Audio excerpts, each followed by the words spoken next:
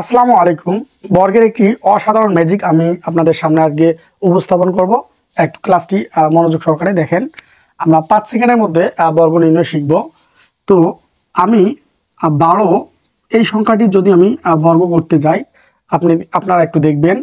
আমরা একের উপর আমরা বর্গ যদি করি তাহলে এক একে এক, তার মানে আমাদের 0 1 লিখতে হবে।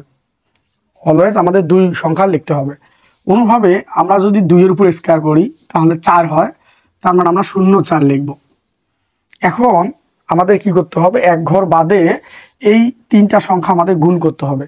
তার মানে 1 গুণন 2 গুণন 2, তাহলে 2 1 কে 2, 2 দিয়ে 2 কে গুণ করেন, তাহলে 2 2 4, তার মানে আমাকে এখানে 0 4 লিখতে হবে এক ঘর বাদে। এই জিনিসটা মাঝে লিখতে হবে, বুঝতে পারছেন?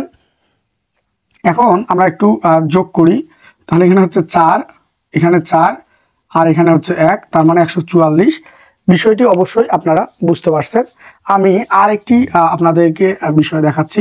সেম টাইপের আরেকটি সংখ্যা নিলাম আমি 38, হ্যাঁ, তার উপর বর্গ আমাকে করতে বলল। তো 38 সংখ্যাটি বর্গ যদি আমরা করতে চাই তাহলে হরহামেশে আমরা নিমিষেই এই পদ্ধতিটি অবলম্বন করে আমরা করতে পারবো। একটু দেখেন।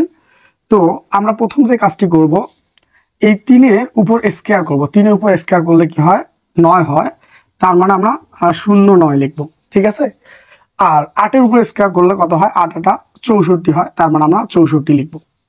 এখন কি করব, এই 3 8 আর হচ্ছে 2, এই 3টা সংখ্যা আমরা গুণ করব।